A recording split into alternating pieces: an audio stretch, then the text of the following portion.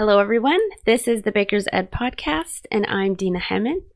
Today's episode is dedicated to introducing the podcast and telling you my story. So let's get started.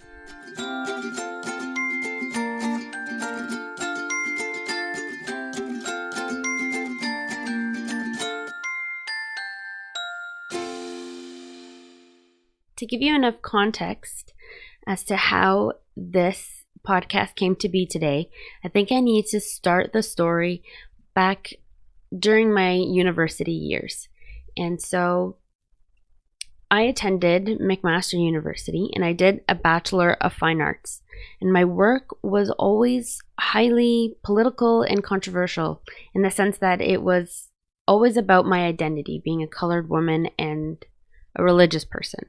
Or at least I consider myself a religious person. And so that's what my work was always about. And I practiced for about 6 years, including my time in school and a little bit shortly after I graduated.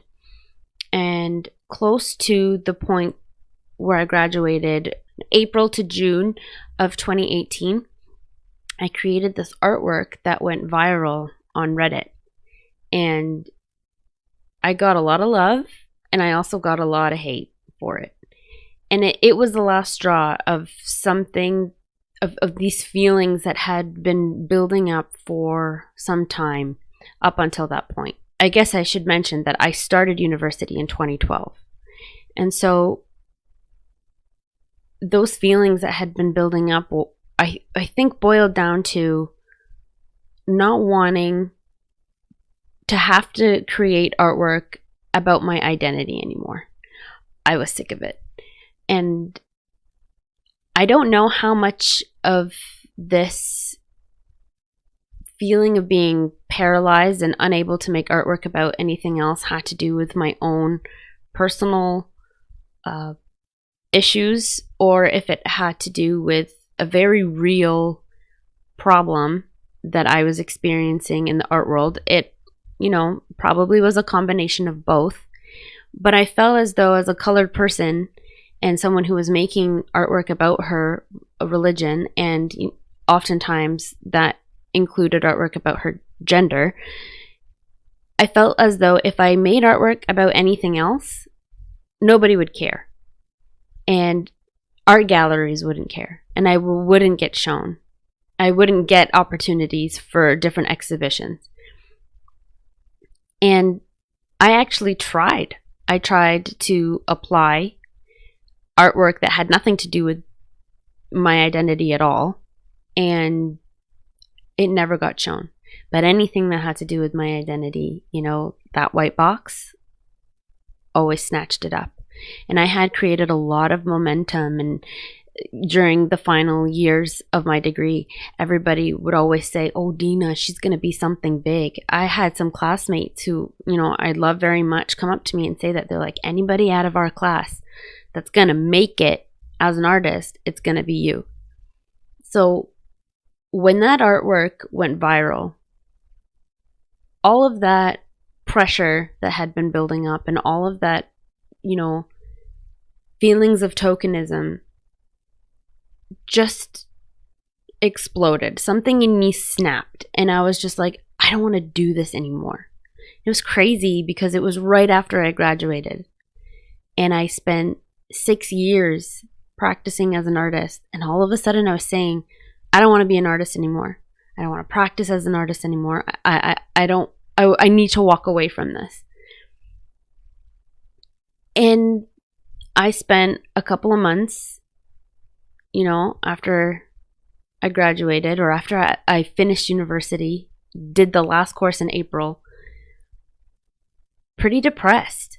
I was like, okay, well, what do I do now? I had all of these plans of becoming a professor and teaching visual arts, mixed in with some Islamic art. And I was thinking about doing a master's and a PhD and just going all the way with it, becoming an academic in the art world. And I all of a sudden just stopped my journey dead in its tracks right there. And I remember in July of 2018, I was binging Netflix, just on one of those days where I didn't feel good. I was like, I just need to, shut my brain off, watch something, and just get lost in it, because I don't know what I'm doing with my life right now, and I just need something that's going to make me feel good. So I remember I was at my parents' house, and I turned on Netflix, and I chose a show called Zumbo's Just Desserts. And for anyone else who's seen it, you'll know that it's like this over-the-top baking and dessert making competition based in Australia. And the guy who started it is Chef Adriano Zumbo, who I love.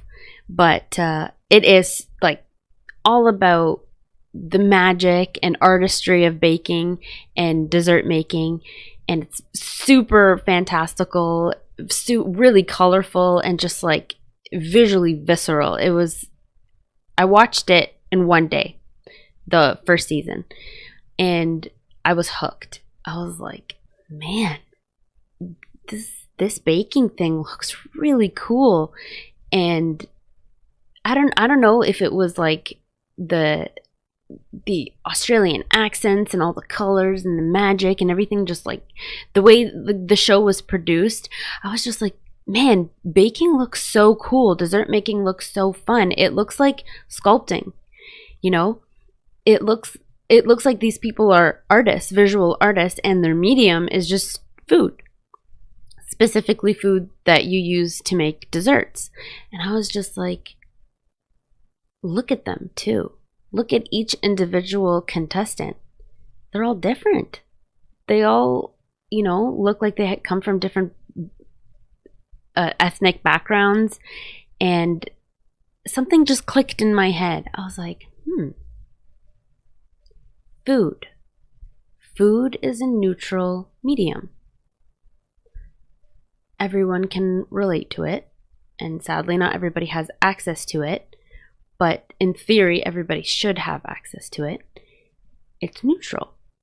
Anyone can use it. And I was like, I think I want to be a baker. I want to be a pastry chef. I want to bake things like what I saw in Zumbo's Just Desserts.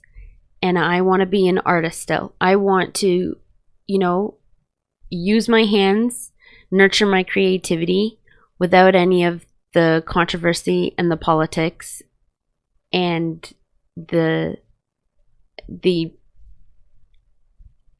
I don't know how to say this without offending a lot of people that in the art world that I actually still really love, but some of the BS of the art world. Like I was like, I just don't want to be a part of that anymore.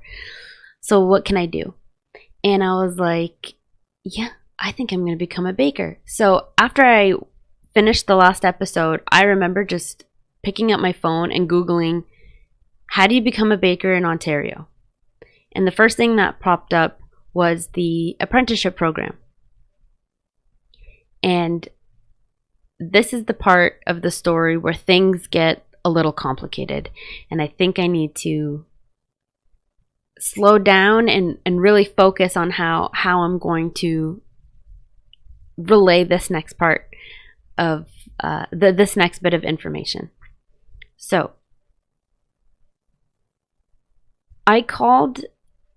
when I Googled what the apprenticeship program was, a name popped up of Chef Brenda Torrance, and she's still at George Brown College. Awesome person. And I remember calling her and telling her I want to be a baker pâtissier. That's what it's called, the trade, apprentice. How do I do that? And she's like, okay, this is what you do. First, to be a baker pâtissier apprentice in Ontario, you have to register with the Ontario College of Trades. Once you do that, you need to find a Red Seal certified chef to work under, and he or she will sponsor your apprenticeship and oversee your training.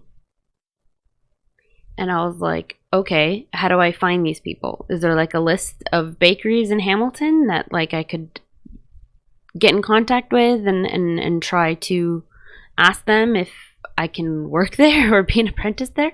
And she's like, yeah. So she gave me a list. It was a very short list, honestly, there was like 3 places on there. But I took it and I ran with it. So I went on Google again and I searched up the apprenticeship program, and I learned that what the apprenticeship program was a combination of on-the-job training and in-school training. So what happened is that you would find this Red Seal chef to work under who, either owned a bakery or worked at a bakery, and you would go there, get hired, you would work for a certain amount of time, and then you would get a letter from the Ontario College of Trades and the government inviting you to go for some in-school training. And there were 3 levels of in-school training, level 1, 2, and 3. And so each one would come with their own letter of invitation. And that's basically what it was. You just go back and forth between working on the job and getting your training hours and in school. And in total, all of those hours had to equate 7,000 hours of training. After you got those 7,000 hours of training, which they said on the website takes about 3 to 5 years to complete, you would then qualify to write an exam. And that exam is called the Red Seal exam. And once you write that and you pass it, you become a Red Seal certified baker patissier chef. And then you would be able, in theory, to train other apprentices. So I also learned that to teach in the baking and pastry arts, you need that Red Seal certification. That the colleges require their instructors that work full-time to have that certification. And so I was like, okay, no problem. This is it. I know my path now. I am going to take 3 to 5 years. And, for me, I was like, I'm going to push for 3 to finish my apprenticeship, write my Red Seal, get my certification, and keep working in the industry until I found a job as a full-time chef professor. And I was super excited. I felt, reinvigorated again. I felt like this was it. I was so sure in that moment that this is exactly what I wanted to dedicate my life to. And that hasn't changed now, but I ran into roadblocks along the way. And these roadblocks are what led to the Baker's Ed podcast. So it's July 2018, registered as an apprentice, and it's late July 2018. I start cold calling the list of bakeries that Chef Brenda Torrance gave me. I called the first one and they told me, yeah, sure, we could, take on an apprentice. You're going to have to come in for an interview. You're going to have to bake a little bit for us. We need to see what kind of raw skills you're working with, and we'll go from there. I was like, okay, yeah, that's cool. So we set up a time or whatever to do that. And then I was like, I'm going to call the other places too, just to see what it's like. And I don't know if I'm going to get the opportunity at that first place I called. So let me call these other places too, just in case. And so I called the second place on my list. It was Sweet Paradise in Hamilton, Ontario. And I remember Chef Daniel Mancini picked up the phone and he was like, for sure, yeah, we would love to have an apprentice. You should come down to the bakery as soon as possible and talk to my dad, Chef Dino Mancini, and hopefully we can work something out. I was like, okay, when should I come down and see him? And he's like, are you available today? And I was like, yeah, sure, I'll come down. So I just looked up the address, got dressed, and I left. And I didn't bring a resume or anything with me. I walk in and I was like, can I please see Chef Dino Mancini? And they're like, okay, yeah, sure. This awesome, lovely lady goes to the back. She calls him. He comes out, walks up to me, and he's just like, you spoke to Daniel on the phone about being an apprentice, right? I was like, yeah, I did. I'm Dina. It's really nice to meet you. And he's like, it's nice to meet you too. What kind of experience do you have baking? I was like, I bake a little at home. And he's just like, why do you want to become a baker? And I was like, I stuttered like crazy. And I was like, okay, look, you know what? Before I came here, I was an artist, a visual artist. And I gave him the whole spiel. And then I told him, and I told him all about, wanting to work with my hands still and still nurture my creativity, but wanting to get out of like that toxic political world. And he just looked at me and he's like, do you have a resume? I'm like, no, I don't, but I'm an artist and I work really well with my hands. I can master any material, and I promise to work really hard. And he's like, okay, can you come in on Monday? I was like, yeah, sure. I can start on Monday. He's just like, all right, come in on Monday and we'll go from there. So I remember it was Monday, August 5th of 2018. I started my first shift at Sweet Paradise as an apprentice, and it was awesome. I absolutely loved it. I loved everybody that worked there up until today. Sweet Paradise, shout out to Sweet Paradise, Dino Mancini, everybody's amazing. But yeah, it was really great, and I'm just realizing how fortunate I actually was to have found a Red Seal chef with Dino's experience, like 30 plus years of experience to work under. I'm realizing just today, and I'll get to why a little bit later, that was so lucky. And, I consider myself truly blessed to have been able to find him. But yeah, so it's about 7 months into my on-the-job training. And during those 7 months, I got a letter to start my in-school training hours. And so I accepted the letter, I enrolled, and I was going to go to George Brown College.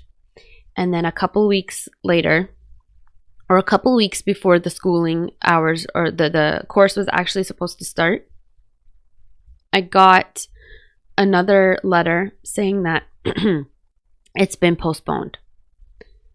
And then, some time passes, and I was just like, I gotta do something to get this in-school training. Every time they send me a letter, the class gets canceled or it gets postponed again.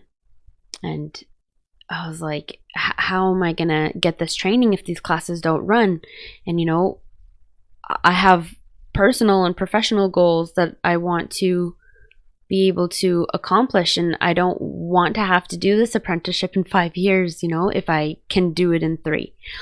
So I was just like, okay, I need to contact the right people and figure out how I can get this school training either somewhere else or in another way.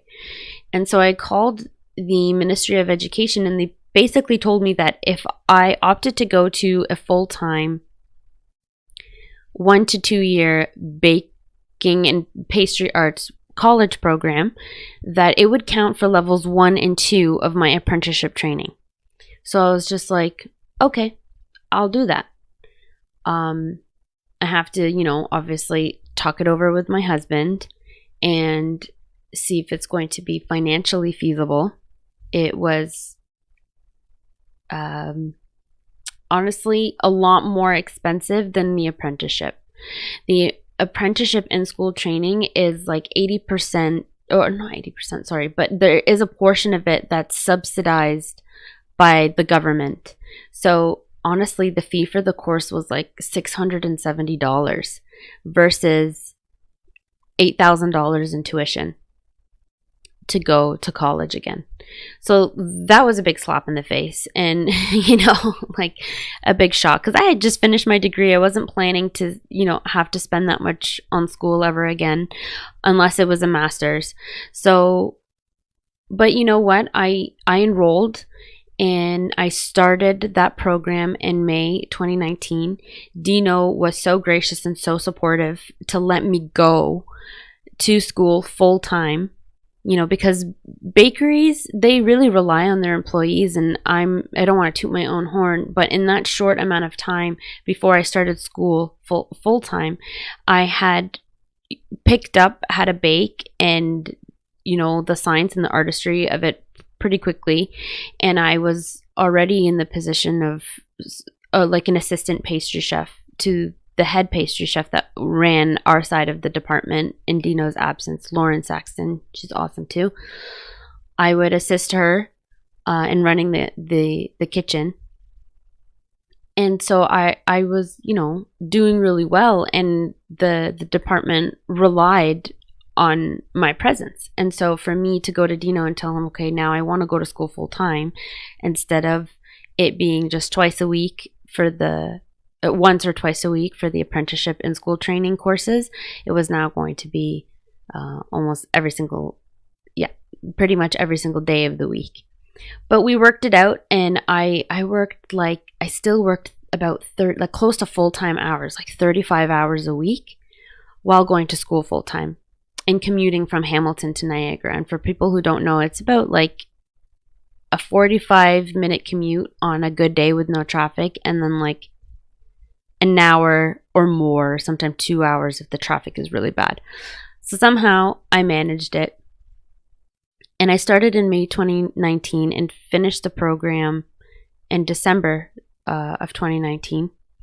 And during that time, I discovered that there is a problem in the educational system of the baking and pastry, or the baker's trade. I discovered that the apprenticeship program, at least in Ontario, is diminishing, and there aren't a lot of apprentices actually, and that I'm one of very few who are actually doing the apprenticeship program and on the path to becoming a Red Seal. Most people who want to enter the baking industry these days, they just do a 1 to 2 year college certificate or diploma program, and they start working right away. Becoming a Red Seal really isn't on anyone's radar anymore. And I was like, why? Why don't the college programs here in Ontario actually lead to the Red Seal as well? Why aren't they integrated with the apprenticeship program? And then I discovered, and I didn't know this before deciding to become a baker, that the baking trade is actually not regulated. So you technically don't need any certification to work in the industry.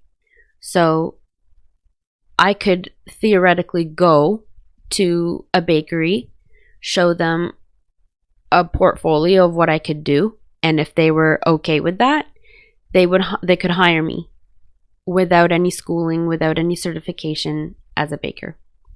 To open my own bakery, I don't need to be certified. I could open my own bakery, and many people do, without certification. And so I was like shocked to learn that. I didn't know that before I decided to become a baker, and it didn't change my mind. I still wanted to be a baker, and I still wanted to teach. I had fallen in love with it at this point, and nothing was really going to change that. But I discovered that there were some major issues with the trade, and it not being regulated, and the different pathways that people took to actually become bakers, super diverse. And so I started to look into what it was like in other provinces, and I discovered that it's different over there too. They have college programs as well. They also have the apprenticeship programs, and some colleges, the apprenticeship program is integrated into it, and some of them are not. And then I also started reading up on the trade and reading up on, you know, the training and the education of that trade, of the baking trade specifically. And I discovered this article by Chef Martin Barnett, who today is the executive director and general manager of the Baking Association of Canada.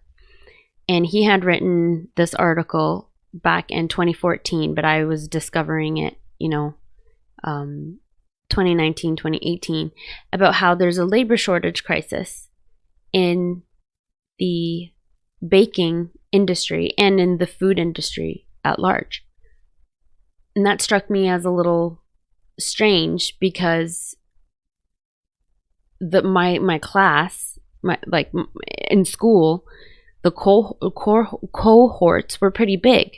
Like, there were a lot of students. It was full. And just from talks, I heard that there's high applications, the application numbers. Lots of people wanted to be in the program. So I was just like, how could there be a labor shortage? Like, where are these people going when they graduate? And so I was just, so there was that. There was all of these questions that were starting to pop up. What's going on with this labor shortage crisis? Why isn't this trade regulated? What are the disadvantages or advantages of it not being regulated? And then at the same time, I was like, so I've done this 1 to 2 year college program, and it's equal to my first 2 levels of the apprenticeship in-school training that I need. How am I going to get that 3rd level of schooling? And so at that point, I was actually, I had finished, I should backtrack a little bit. So December 2019, I had finished the program. And while I was in school, I actually discovered that I was pregnant with my first child, Aaliyah. And so shortly after I finished, I dove right back into full-time work at Sweet Paradise. And now we're rolling into March of 2020. Pregnant, super huge, concerned with the state of the baking trade, have all of these questions. Really worried about how I'm going to get my 3rd level. How am I going to get my red seal? How am I going to be able to teach if I don't have it? And then the pandemic hit. And I was still working. But I remember Dino approaching me and being so kind and saying, look, I have no problems with you wanting to work still if you want. But if you would like to stay home and isolate, because at that point in March 2020, people had no idea what COVID was or what was going on, and things were just starting to shut down. And Sweet Paradise was fortunate enough to be deemed as an essential service, so they stayed open because they also are a deli and have some groceries as well. So they were deemed a grocery store essential, and they stayed open. So we were really lucky in that sense. But he's like, if you're worried, I have no problems with you staying home and isolating until we figure out what's going on.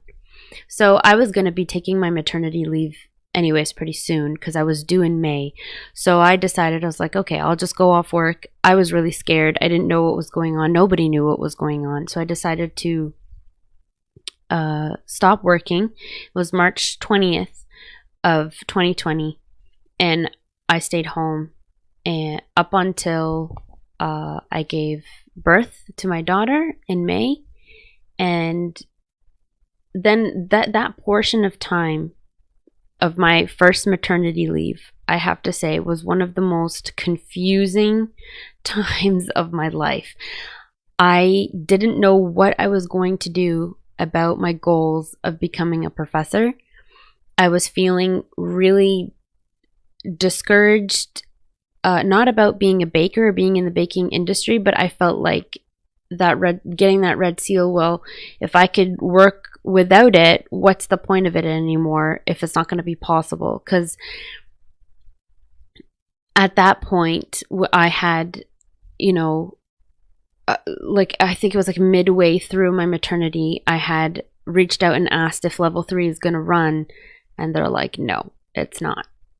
And so things were just getting delayed for the apprenticeship, and I decided to talk to someone I consider a mentor of mine, Chef Karen Schonrank. She was an instructor of mine at Niagara College, and I remember just, calling her up and asking her and be like, how do I become an instructor? Like, I want to be a chef professor like you, but I don't know how I'm going to get the red seal. And she's like, well, you could try to challenge it. And then the other thing you could do is, if you were ever thinking about getting your master's, you could get a master's of education. For some colleges, that will go a long way. And for some colleges, they might even consider that more valuable than the red seal if you have enough experience in the industry already up until that point. I was just like, okay. So I just gave birth. My baby was young. I was like, man, how am I going to get my master's? So I just, turned to Google again, and I started looking up different master's programs.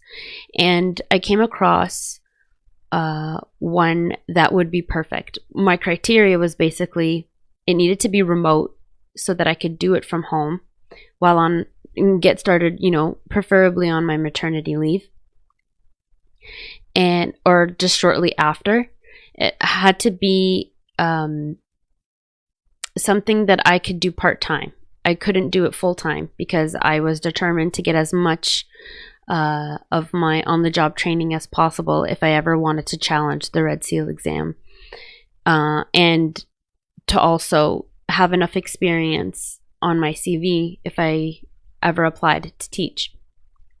So I found the perfect program. It's called the Professional Masters of Education at Queen's University. It's all online. You can do it part-time, and it's made exactly for people in my situation, people who are professionals in their industry and who want to get their Masters of Education because they're either already educators or want to become educators.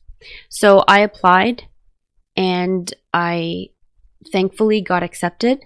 And I started the first course in January 2021.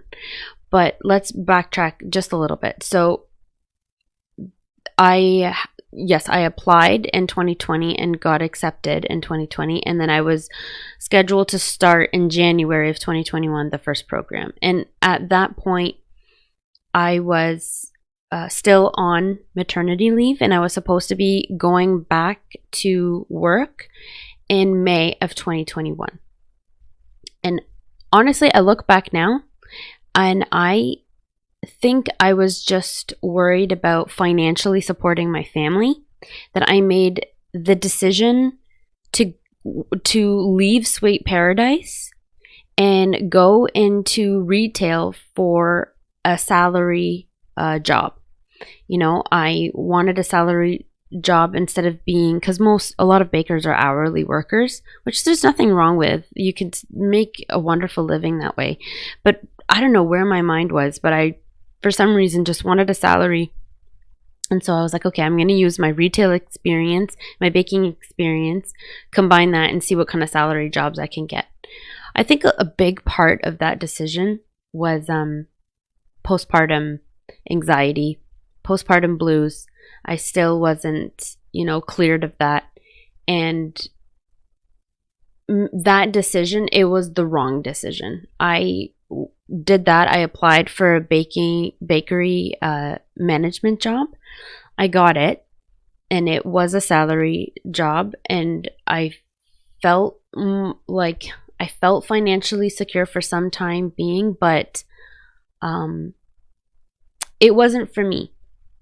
It wasn't for me. Working with my hands and creating on a daily basis, is something that I really needed in my life, because that being an artist and teaching have always been my two loves. So I was like, I need to go back to that somehow. So I spent about 5 months at that new job. During those 5 months, I found out that I was pregnant again, and with my son Zane, and I was due in November of 2021. So I found out like late April that I was pregnant. No, I think I found out. Yeah, I found out early May that I was pregnant, because I was hired at that new job in late April, and I was totally shocked, complete surprised, but excited, because I always wanted my daughter to have a sibling eventually. That wasn't when I was, hoping that it would happen, but it was a blessing in disguise. And so, I found out I was pregnant, and they were really gracious about my pregnancy, and they treated me really well, even though I had just started a new job. But near the end of my employment there, I was not doing well health-wise, and my pregnancy was at risk. I was losing too much weight, and it wasn't going very well. So I had to immediately stop work, and my doctor actually told me to go on bed rest. So I had to do that, and it was around August of 2021. Yeah, so about the end of August 21. So yeah, like 5 months later. And I was just like waiting basically to give birth in November of 2021. And during that time, like the pandemic, things kept opening up and shutting down again, opening up and shutting down again. Honestly, I lost track of it, because I felt like I was just on one maternity leave to the next, that I wasn't like at home most of the time anyways. And I was just like, November 2021, when it comes around, I'm gonna dive right back into another maternity leave. So I had been out of the actual baking game for some time, and although during the first maternity leave, I still baked a lot. I ran my own side hustle, and I made custom cakes and custom desserts for people, so that my skills wouldn't go rusty. So I did do that, and I also did some freelance recipe development. So I was still building my resume and building my portfolio while I was, on a maternity leave. And I plan to do the same thing once I recovered from my son's birth in November of 2021. So I don't necessarily have like this huge gap in my CV. I was doing other things while I was on my resume, but while I was on my maternity leave. But I mean that I wasn't in a commercial kitchen on a daily basis. And so I was really missing it greatly. And I really wanted to go back to that as soon as possible. At this point, I just gave birth November 2021 to my son, and I am doing my master's, and I'm having wonderful conversations with people at school, and doing these projects that are like directly related to what I want to research in the baking and pastry arts world. And I feel like I'm starting to build that momentum again towards becoming a chef professor and an instructor. And my research is developing, and I'm discovering new things that I want to look into in terms of how to improve baking and pastry arts education once I'm, instructing and I'm actually teaching. And also trying to make connections with different people in the baking industry to start doing some of the work that needs to be done, and or not the work, but starting the conversations that need to be started to talk about the state of the baking trade. What are we going to do about the fact that our students, myself included still, because I was still at this point technically an apprentice, can't get the red seals in Ontario at least. And I know for a fact now in some other provinces this is an issue as well. So I remember reaching out to Chef Martin Barnett, and I asked him if he could have a chat with me, a Zoom chat online, as part of a blog or a creative project that I had to do for my master's. And I had decided to do this like interview podcast style project to talk to people in the industry about these questions that I had. And so you can actually find that episode on the YouTube channel, or that conversation that I had with Chef Martin.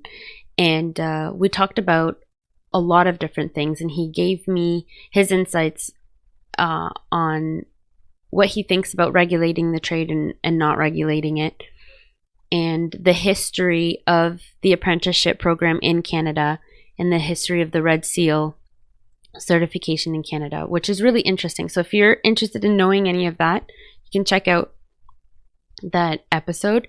Just be warned that the production quality wasn't that great. I hadn't decided to actually take this podcast full blown at that point, and I hadn't gotten any of the proper equipment. So don't judge me for that. It was just a school project. I do plan on hopefully interviewing Martin again, because he is steering the ship towards some major change that we really need for the baking industry, in his capacity as the executive director of the Baking Association of Canada.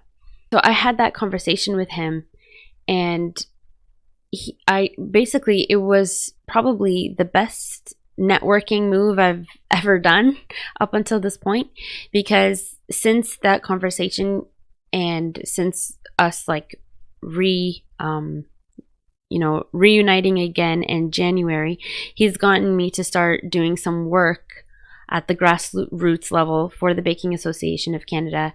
And we're working on making a free student membership for all students who are in a 1 or 2 year college baking and pastry arts program, or who are registered as apprentices. And this whole idea of trying to get those students a free membership as back is because Martin envisions creating a network of bakers and bringing people together in the baking industry again. We've all kind of been separated in the pandemic, or like disjointed and not connected properly. And the pandemic really did a number on the baking world in that sense for the past 2 years. And so he really wants to bring everybody back together again. He really wants to start having conversations from province to province, from big manufacturing bakeries to small mom and pop shops and artisan bakers and entrepreneurs, asking them what their needs are, what are their training needs, what do they need from their workers, what do they need from the students who are graduating from these programs, and what do the students needs, what do they feel like they need to learn, what do they want to do in the baking world. We need to start collecting all of that information to figure out what improvements need to be done to our current educational systems and training systems to solve a very prevalent problem that is the labor shortage crisis in the food and specifically baking industry. So like I had mentioned, before rewinding to the beginning of this conversation, there is a shortage of bakers and pastry chefs, but yet the colleges are full. And so where are these students going? Why can't the industry retain workers? And that pretty much leads me to this podcast. What I would really love is if this podcast became a platform to have those kinds of conversations, to have students, instructors, employers of all backgrounds in the baking community come on here, tell their stories, voice their concerns, voice their ideas, and see what steps we need to take to address all of those different concerns that are going to pop up. I really hope that the podcast kind of takes a life of its own, and it transforms as, you know, time goes on, and as the baking industry's needs transform as well, and it'll just grow with the baking industry. Because in this point in time, it looks a certain way. Our concerns are certain things, but hopefully those things will be addressed and changed. And I'm sure at that point in time, I don't know when, many months later, many years later, we're going to have new concerns, and we're going to have new things that we're going to have to improve on and address. And I'm excited to see what those things are, but I'm really excited for what's going on right now. There's so many things to tackle, so many great people I have lined up to talk to, and for you guys to hear what they have to say. And hopefully it's going to be just fruitful discussions to, you know, inspire some change for the baking industry.